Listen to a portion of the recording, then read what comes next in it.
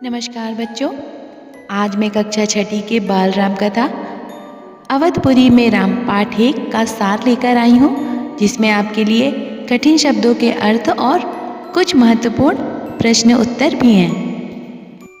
यह बहुत पुरानी कथा है। अवध में सरयू नदी के किनारे अयोध्या नाम का बहुत सुंदर और भव्य नगर था। यहाँ बड़े बड़े महल, बाग बगीचे, सरोवर, बाजार आदि थे। यहाँ के लोग बहुत संपन्न और खुशहाल थे। अयोध्या कौशल राज्य की राजधानी थी। यहाँ के राजा दशरथ थे। उनके पिता अज थे। वे रघुवंश के होने के कारण रघुकुल की नीतियों का पालन करते थे। राजा दशरथ न्यायप्रिय, यशस्वी तथा वीर शासक थे। उन्हें किसी बात की कोई कमी नहीं थी, परंतु संतान न होने का दुख था। उनकी 3 रानियां थीं, कौशल्या, सुमित्रा और कैकेयी। रानियां भी संतान न होने से दुखी रहती थी। संतान न होने से चिंतित राजा दशरथ ने वशिष्ठ मुनि से बात की। उन्होंने राजा दशरथ को पुत्रेष्टि यज्ञ कराने की सलाह दी। सरयू नदी के किनारे यज्ञशाला बनवाकर राजा दशरथ ने वहाँ महान तपस्वी ऋष्य श्रृंग से यज्ञ करवाया। इस यज्ञ में अंतिम आहुति राजा दशरथ ने दी। यज्ञ की समाप्ति के बाद अग्नि देवता ने उन्हें आशीर्वाद दिया। कुछ समय बाद तीनों रानियों ने पुत्रों को जन्म दिया। कौशल्या ने चैत्र माह के नवमी के दिन राम को जन्म दिया। रानी सुमित्रा के 2 पुत्र लक्ष्मण और शत्रुघ्न हुए तथा कैकेयी ने भरत को जन्म दिया। चारों ओर खुशियां छा गई। चारों राजकुमार बहुत सुंदर और आकर्षक थे। इनमें आपस में बहुत प्रेम था। ये अपने बड़े भाई राम का आदर करते थे और कहना मानते थे। खेलने में राम, लक्ष्मण और भरत शत्रुघ्न की जोड़ी बन जाती थी। इन्हें शिक्षा के लिए भेजा गया। चारों राजकुमार बहुत होशियार थे। शीघ्र ही उन्होंने सभी विद्याएं सीख ली तथा अस्त्र शस्त्र में भी निपुण हो गए। राम इनमें सबसे श्रेष्ठ थे।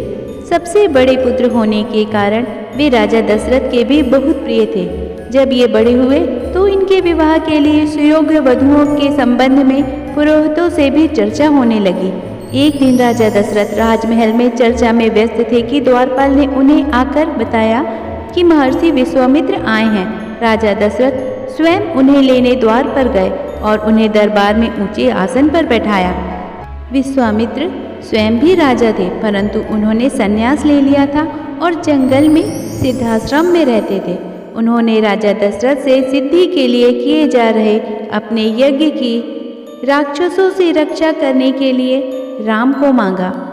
दशरथ को राम बहुत प्रिय थे। उन्होंने विश्वामित्र को अपनी सेना देने के लिए कहा, परंतु केवल राम को ही वे ले जाना चाहते थे। मुनि वशिष्ठ के समझाने पर वे राम को भेजने के लिए तैयार हो गए, परंतु साथ में लक्ष्मण को भी ले जाने के लिए कहा। विश्वामित्र दोनों भाइयों को लेकर वन की ओर चले गए।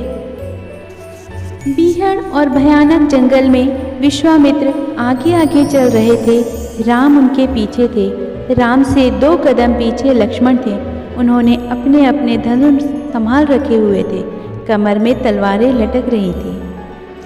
बच्चों, अवधपुरी में राम पाठ के सार की समाप्ति के बाद यदि आपके मन में कुछ और प्रश्न या शंकाएं हैं, कुछ ऐसे शब्द हैं जिनके अर्थ आपको कठिन लग रहे हैं, तो आप कमेंट्स बॉक्स पर लिख सकते हैं और मैं आपको कुछ प्रश्न दूंगी। अगर उनके उत्तर आपको बन जाते हैं तो बहुत अच्छी बात है, नहीं बनते हैं तो आप वो भी कमेंट्स बॉक्स पे लिख सकते हैं।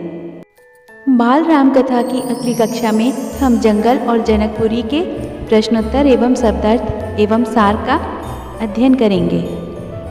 यदि आपने मेरे चैनल को सब्सक्राइब नहीं किया है तो इसे सब्सक्राइब कर लें और बेल आइकन को दबाना ना भूलें, जिससे प्रत्येक वीडियो आपको बहुत जल्दी प्राप्त हो जाएंगे।